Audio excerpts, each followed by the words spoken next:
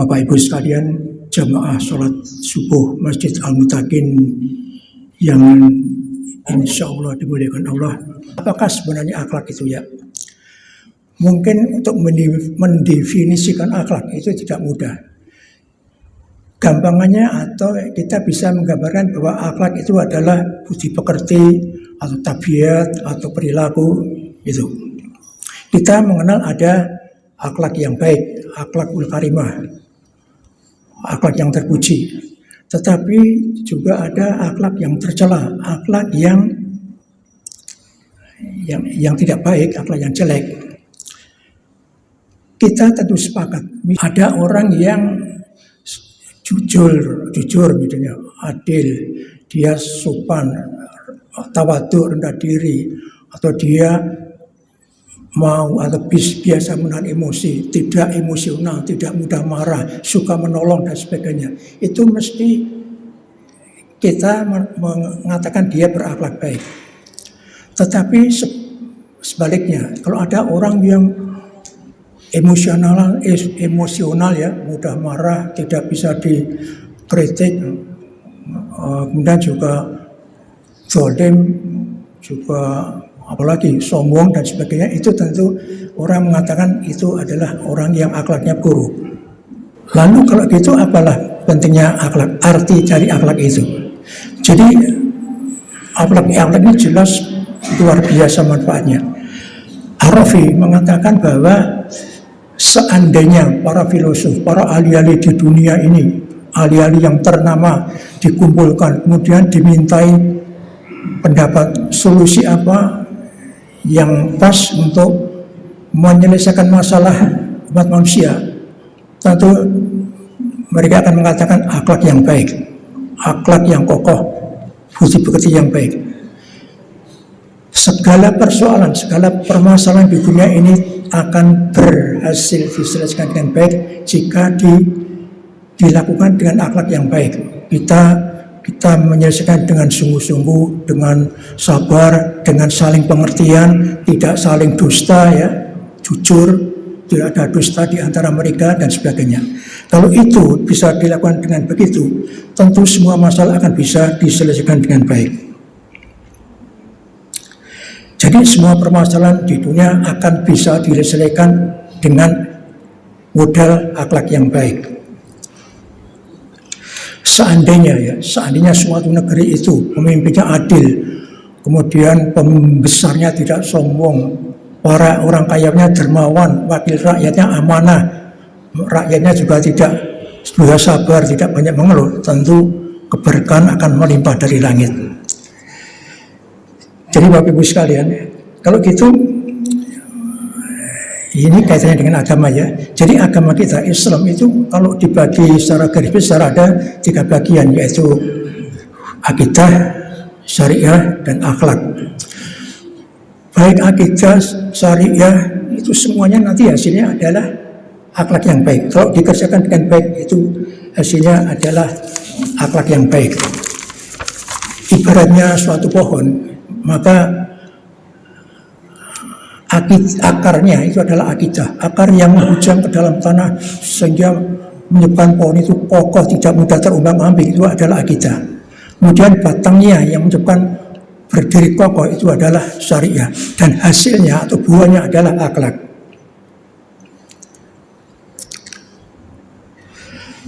Jadi akhlak kaitannya erat sekali dengan agama, dengan akidah, dengan syariat dan sebagainya. Maka mudah dipahami bahwa Rasulullah itu pernah bersabda bahwa agama adalah akhlak yang baik. Jadi dalam suatu riwayat disebutkan bahwa ada seorang laki-laki yang kemudian bertanya kepada Rasulullah, "Wahai Rasulullah, apakah agama itu?" Ya. Rasulullah menjawab, agama adalah akhlak yang baik. Orang tersebut rupanya belum puas. Dia mengulangi lagi pertanyaan, wahai Rasulullah, apakah agama itu? Sekali lagi dijawab, agama adalah akhlak yang baik. Tetap belum puas, masih tanya yang ketiga kalinya, ya Rasulullah, apakah agama itu? Tidak, kemudian Rasulullah menghadapi dia, dan dia bersabda, tidaklah kau mengetahui bahwa agama adalah akhlak yang baik. Jadi agama adalah akhlak baik. Orang yang beragama, menjalankan perintah agama dengan benar adalah tentunya seharusnya berakhlak yang baik. Tadi kalau kita hubungan dengan akidah, dengan keimanan, dengan keyakinan juga ya, seorang mukmin, seorang yang beriman itu kalau imannya benar itu tentu akhlaknya baik. Untuk mengetahui sampai di mana tingkat keimanan seseorang, lihatlah akhlaknya. Kalau akhlaknya baik, imannya juga tentu baik. Nah, juga tentang ibadah ya. Jadi ajaran Islam itu kan mengajarkan macam ibadah. Ulama itu ada sholat, ada puasa, ada zakat, haji dan sebagainya. Kita ambil contoh misalnya sholat ya. Sholat itu apa tujuannya? Ya dalam yang sering kita baca, wa aqimis sholah inna sholata tanha anil fahsya'i wal munkar, Al-Ankabut 45. Dan dirikan sholat, sesungguhnya sholat itu bisa mencegah perbuatan keji dan mungkar. Jadi sholat yang benar itu tentu akan bisa mencegah seseorang dari perbuatan keji dan mungkar. Tetapi kenyataannya kan kita masih sering melihat ya, di antara orang-orang yang sholat itu masih berbuat macam-macam, perbuatan keji, berbuat mungkar dan lain-lain. Itu berarti ada yang belum beres dari sholatnya kurang baik, ada sesuatu yang mesti atau harus diperbaiki. Itu sholat contohnya. Kemudian puasa ya, puasa, kita sedang puasa. Kita tahu bahwa esensi puasa adalah menanggulangi hawa nafsu. Makanya orang puasa tidak boleh, orang yang sedang berpuasa tidak boleh bohong, tidak boleh marah, tidak boleh mengumpat, tidak boleh tidak boleh memandang dengan nafsu dan sebagainya. Itu untuk melatih menanggulangi hawa nafsu. Itu semua adalah merupakan akhlak yang baik. Kalau orang tidak berbuat yang macam-macam, itu adalah tentu merupakan akhlak yang baik. Kemudian tujuan dari puasa tadi la'alakum tatakun ya, kalau dalam surat Al-Baqarah itu kutiba alaikumusyaum kama kutiba alal ladzina min qablikum la'alakum tatakun, agar supaya orang menjadi yang takwa, diharapkan menjadi orang yang bertakwa. Lalu apakah orang yang bertakwa itu? Orang yang bertakwa adalah orang yang punya akhlak yang ya hampir sempurna, yang mulia sekali. Orang yang bertakwa tentu dia itu juga dermawan, suka membantu dalam keadaan apapun. Kita sering dengar itu dalam surat Al-Imran ya. Jadi bahwa basari alaihim ilama firmin atau ini bahwa itu aladina yunfikuna fisaroi wa doro ya, ada yaitu orang-orang yang menafkahkan hartanya baik dalam keadaan lapang dan keadaan sempit. Itu tanda-tanda al-mutakin tadi ya, tanda-tanda orang-orang yang mutakin. Jadi orang yang bertakwa tentu senang membantu, dermawan, karena merasakan penderitaan orang lain, merasakan kebutuhan orang lain.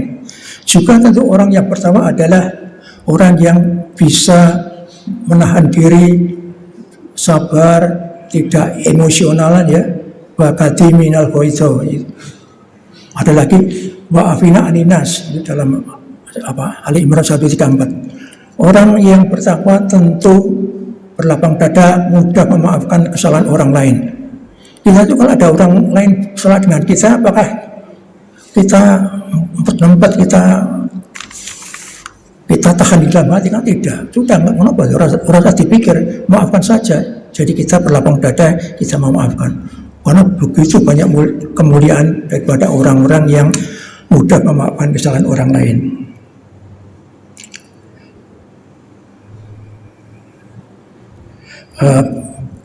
Kemudian zakat, misalnya zakat, mesti kita membayar zakat, kita juga melatih merasakan penderitaan orang-orang yang kurang ya, jadi kita mengeluarkan harta dan sebagainya, itu juga melatih supaya kita lebih dermawan, lebih peka hati dan sebagainya dan lain-lain. Nah, kemudian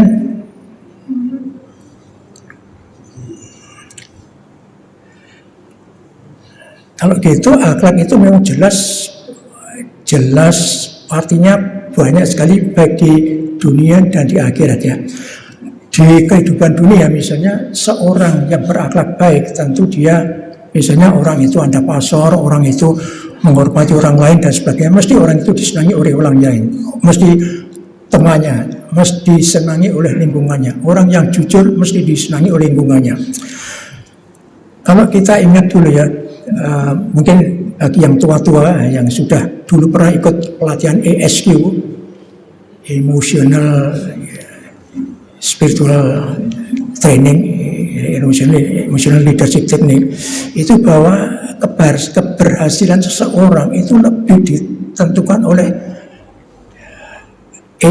EQ-nya, kecerdasan emosionalnya, daripada kecerdasan intelektualnya. Makanya dalam hal ini orang yang akalnya baik itu lebih banyak yang lebih sukses daripada sekedar orang yang jelas yang orang yang pintar meskipun akalnya tidak baik. Dan yang penting lagi bahwa bahwa akhlak itu sangat menentukan kehidupan di akhirat. Nanti pada hari kiamat ada penimbangan amal ya. Penimbangan amal itu kan ditimbang yang buruk dan yang baik, amal soleh dengan amal yang tidak baik. Salah satu yang sangat memberatkan timbangan amal, ya salah satunya akhlak. Kita tahu bahwa ada kalimat-kalimat thayyibah yang kalau diucapkan ringan di lidah atau ringan dikerjakan tapi berat amalnya. Misalnya tasbih tertentu ya subhanallah wa bihamdihi subhanallahil dan sebagainya. Bahkan ada ucapan yang timbangannya tidak akan dikalahkan oleh yang lain. Ucapan la ilaha illallah pada akhir hidup. Pada akhir hidup, kalau orang terakhir dalam hidupnya mengucapkan la ilaha illallah, itu timbangannya akan berat, tidak akan bisa dilampaui oleh keburukan atau kekurangan yang lain. Sehingga orang yang mengucapkan la ilaha illallah pada akhir hayat pasti masuk surga. Nah, demikian juga mengenai akhlak ya. Akhlak itu punya timbangan yang sangat berat nanti pada hari kiamat pada saat penimbangan amal tersebut. Ya, sehingga orang yang amalnya buruk, orang yang akhlaknya buruk, sekalipun dia ibadahnya baik, bisa saja dia masuk neraka. Sebaliknya orang yang akhlaknya baik, sekalipun dia ibadahnya biasa-biasa saja, dia akan masuk surga. Jadi dalam suatu riwayat disebutkan bahwa ada seorang laki-laki yang dapat mencapai kedudukan yang tinggi di surga karena akhlak yang baik. Padahal orang tersebut ibadahnya biasa-biasa saja, ya dia tetap beribadah, ya sholat dan sebagainya. Tapi yang dikerjakan yang wajib-wajib, yang sunnah tidak pernah. Tapi karena akhlak yang baik, dia bisa mencapai derajat yang tinggi di surga. Ini saya ambil dari Al-Ghazali hal ini ya. Sebaliknya ada orang yang seorang wanita kebetulan ada yang rajin beribadah, siang berpuasa, malam sholat malam, tetapi dia kemudian diadukan kepada Rasulullah, wahai Rasulullah, saya mempunyai oleh seseorang ya, wahai Rasulullah, saya mempunyai tetangga seorang wanita yang rajin beribadah, puasa siang hari, sholat malam hari, tetapi dia selalu menyakiti tetangganya dengan lisan-lisannya yang menyakitkan hati. Maka Rasulullah bersabda, itu bukan orang baik dan dia nanti akan masuk neraka. Naudzubillah. Tentunya orang yang punya iman itu meskipun masuk neraka ya mudah-mudahan cuma sementara ya. Tapi bagaimanapun juga neraka itu kan sesuatu yang luar biasa beratnya, sehingga kita selalu berdoa setiap saat untuk terhindar dari api neraka.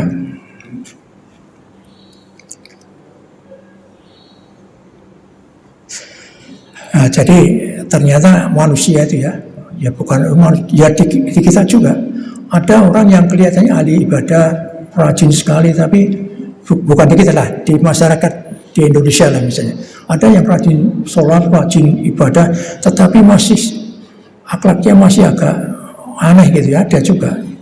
Sebaliknya ada yang tidak, sholatnya biasa tapi akhlaknya baik, itu ada. Nah sekarang kalau gitu kira-kira akhlak itu bisa diperbaiki atau tidak ya? Akhlak itu bisa diperbaiki atau tidak? Gampangannya orang yang biasanya itu emosional, tidak sabaran, pemarah, apa kemudian bisa menjadi orang yang penyabar, orang yang penyabar, orang yang mudah menolong dan sebagainya.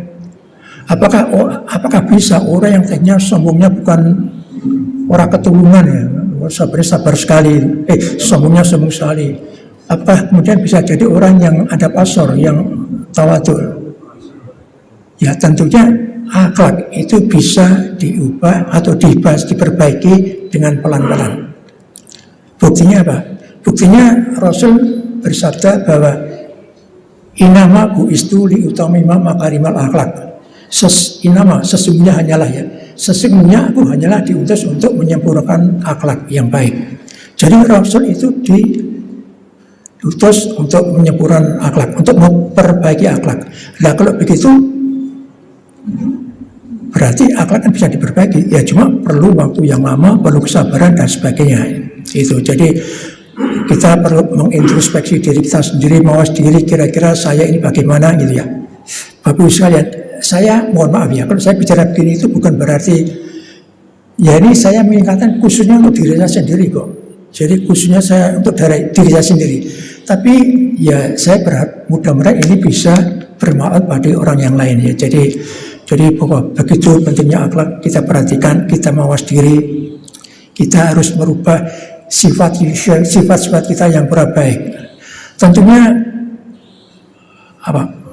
akhlak itu mestinya dididik sejak awal, dipersiapkan sejak dini, sejak anak-anak itu sudah ada pendidikan akhlak. Mestinya anak-anak harus diberitahu bahwa anak itu harus sopan, harus saling menghargai, menghormati yang tua, menghargai yang muda, harus selalu sopan dan sebagainya. Itu. Jadi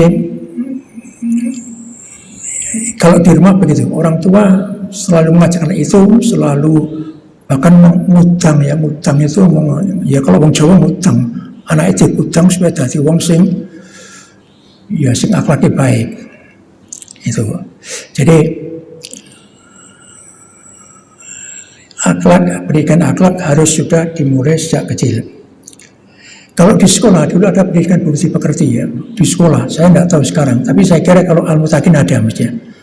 Jadi anak-anak harus dididik, diberi pelajaran budi pekerti. Tanya di samping nasihat juga dongeng-dongeng ya, dongeng. Jadi dulu orang tua itu diceritain bermacam-macam dongeng. Dongeng itu isinya hampir semua pasti berakhir pada yang benar pasti menang. Jadi yang baik sifatnya pasti akhirnya akan untung mendapat kemenangan. Jadi apa yang baik tadi ya sabar, ya tawadhu, ya apalagi ya pemaaf, ya dermawan dan sebagainya. Kita singgung satu atau dua saja. Tawadhu, maaf, ini untuk mengisi waktu supaya tidak terlalu singkat. Jadi apa artinya tawadhu? Tawadhu itu artinya tunduk dan menerima kebenaran, mau menerima kebenaran dari manapun datangnya. Jadi orang diingatkan itu harus mau. Kalau itu peringatan yang baik, tidak usah melihat siapa yang ingatkan, tidak usah melihat yang mengingatkan anak kecil, anak-anak orang miskin, tapi kalau itu baik harus kita terima, kita harus tawadhu. Kemudian juga yang kedua di samping menerima kebenaran tadi adalah sikap merendah kepada manusia. Jadi sesama pada manusia kita harus merendah. Merendah itu ya kita harus sopan, harus selalu santun, harus lemah lembut kalau bicara, menghormati orang lain, menghargai orang lain. Tentu tidak sombong ya. Lawannya tawadhu adalah sombong. Kalau tawadhu tadi adalah menerima kebenaran, kalau sombong adalah menolak kebenaran, sekalipun itu datangnya dari orang kecil juga ya. Kalau orang kecil bicara yang benar, orang yang sombong itu tetap tidak mau. Kemudian kalau tadi tawadhu itu adalah merendah kepada manusia, kalau sombong adalah merendahkan manusia orang lain. Jadi orang sombong itu tidak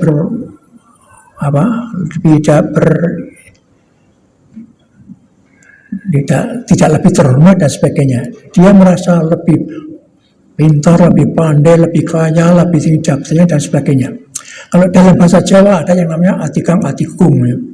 Atikang atikung, sopo siro sopo ingsun, ponga seseorang dan sebagainya. Itu adalah menunjukkan sifat sombong yang sangat tercela.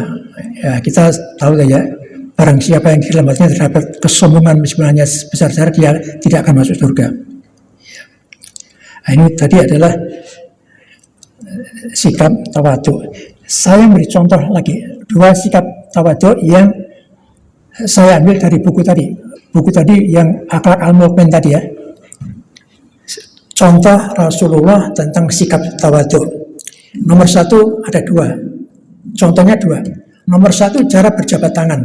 Ya, Nabi Muhammad Rasulullah SAW itu kalau berjabat tangan, beliau menghadapkan badannya ke arah yang berjabat tangan. Beliau tidak melepaskan tangannya sebelum orang itu melepaskan tangannya. Tapi orang sekarang kalau berjabat tangan, ini jabat tangan noleh, apalagi orang besar pada orang kecil. Itu kenapa kok begitu? Apakah mereka merasa lebih sibuk? Apakah Nabi tidak kalah sibuk? Nabi yang sibuk, yang biasa, Nabi berjabat tangan melihat orangnya, badannya menghadap ke yang diajak berjabat tangan. Jadi coba, mudah-mudahan di sini tidak ada ya, tapi di tempat lain saya sering melihat. Contoh kedua adalah pada waktu perang Khandaq. Sikap Nabi pada saat perang Khandaq. Perang Khandaq adalah perang yang terjadi pada tahun ke-5 Hijriah di Madinah ya, atau perang Parit. Itu antara kaum muslimin melawan pasukan gabungan, pasukan koalisi antara kafir Quraisy dan orang-orang Yahudi di sekitar Madinah. Pada waktu itu kaum muslimin kan membuat parit ya, itu atas saran Salman Al-Farisi itu. Jadi ketika membuat parit, umat-umat kaum muslimin buat parit, apakah Nabi cuma duduk marinah? Tidak. Rasulullah itu ikut menggali tanah, ikut di pundaknya, mengangkut naik turun yang dalamnya sekitar 3 meteran itu. Sampai sahabat mengatakan, demi Allah tidak pernah lihat Rasulullah badannya tertutup tanah. Itu menunjukkan sikap tawadhu dari Rasulullah. Itu contoh tawadhu.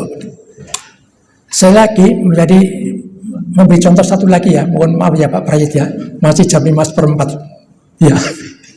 Tambah lagi, sebenarnya banyak, cuma waktunya mepet. Jadi tadi adalah tawadhu. Sekarang contoh adalah ihsan. Ihsan itu apa artinya? Ya mungkin, ya jelas ihsan merupakan akhlak yang baik ya. Sifat ihsan itu adalah akhlak yang mulia juga. Apa artinya? Ihsan secara gampang, ihsan itu bisa diartikan mengerjakan segala sesuatu dengan baik. Ya. Semua bekerja itu harus dengan baik. Ya, dengan baik karena selalu dilihat Allah. Allah itu menyaksikan. Jadi kita harus segala sesuatu dengan baik. Allah menyukai orang-orang yang berbuat baik, jelas. Kemudian dalam hadis qudsi itu Nabi bersabda bahwa Allah mewajibkan hambanya untuk berbuat ihsan. Ihsan dalam segala hal, berbuat baik dalam segala hal. Kita ambil contoh ya, kita di Islam itu membunuh dan sebagainya harus baik kok. Membunuh binatang saja harus pakai pisau yang tajam. Membunuh orang kafir harus dengan cara yang tidak menyiksa, dipenggal lehernya biar tel atau biar di batang otaknya gitu. Kemudian dalam peperangan juga harus ihsan. Tidak boleh kaum muslimin dalam perang membunuh anak-anak kecil, tidak boleh. Membunuh orang-orang yang sangat tua, tidak boleh. Membunuh wanita yang sedang menyusui, tidak boleh. Semua diatur. Ada juga contoh lain, ihsan dalam berbicara, ihsan dalam berdebat, ihsan dalam bekerja, ihsan dalam ibadah. Ya, orang berbicara itu harus dengan ihsan, dengan baik, dengan cara yang baik, dengan nada yang rendah, tidak meledak-ledak, tidak matanya melotot, makanya merah dan sebagainya, mukanya merah. Berbicara dengan baik. Berdebat pun juga harus baik. Saling berbicara gantian bicara juga harus dengan baik. Nabi tidak pernah kalau sedang berbicara dengan orang lain kemudian memotong pembicaraan orang lain. Kalau orang lain sedang bicara, Nabi tidak memotong, tapi memberi kesempatan biar selesai bicara. Atau Nabi bertanya, sudahkah kalian selesai bicara? Kalau sudah, saya yang akan menjawab. Itu Nabi. Jadi tidak boleh ini omong goramu diwangsuli dipotong, goramu saya dipotong. Itu juga perdebatan yang tidak ihsan. Paling tidak menurut buku Akhlak Al-Mu'min yang saya baca ini ya. Itu adalah ihsan dalam bicara dan berdebat. Kemudian ihsan dalam bekerja. Bapak Ibu sekalian, kita bekerja itu harus dengan baik kok. Ya karena iman kita harus bekerja dengan baik. Tidak boleh kita bekerja itu dengan serampangan, dengan sembrono, dengan asal-asalan. Tidak boleh. Semua harus kita kerjakan dengan sebaik mungkin, sedapat kita sebaik-baiknya. Apalagi itu pekerjaan untuk orang lain ya. Kan akhirnya ini atau dulu itu kan sering bekerja untuk orang lain ya sudah sak-sae, diberi tugas memborong bangunan ini ya sak-sae, sehingga akhirnya belum lama ambrol atau ada bangunan yang belum selesai diresmikan sudah ambrol. Itu contohnya. Jadi bekerja harus dengan cara yang baik, tidak sembrono, tidak asal-asalan, tapi dengan niat baik, karena semua pekerjaan kita dilihat Allah. Dan yang terakhir sekarang adalah ihsan dalam ibadah ya. Jadi dalam ibadah, contohnya sholat. Kan kita sholat itu harus dikerjakan dengan baik ya. Kita harus berusaha ya antara lain juga berusaha khusyuk antara lain ya. Kita pernah dengar ya, bahwa pada suatu saat Nabi Rasulullah itu didatangi oleh seseorang yang berpakaian sangat putih, rambutnya hitam, kemudian dia duduk di depan Rasulullah, kedua lututnya disandarkan pada lutut Rasulullah, tangannya ditumpangkan pada paha Rasulullah.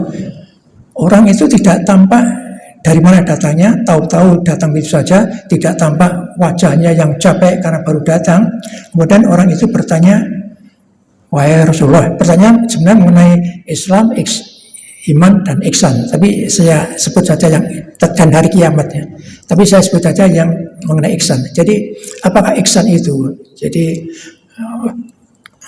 ini ihsan dalam sholat ya. Waktu itu Rasul menjawab, ihsan adalah engkau salat seolah-olah engkau melihat Allah. Tapi itu kan tidak mungkin bisa. Tapi yakinlah bahwa Allah akan selalu melihat kalian.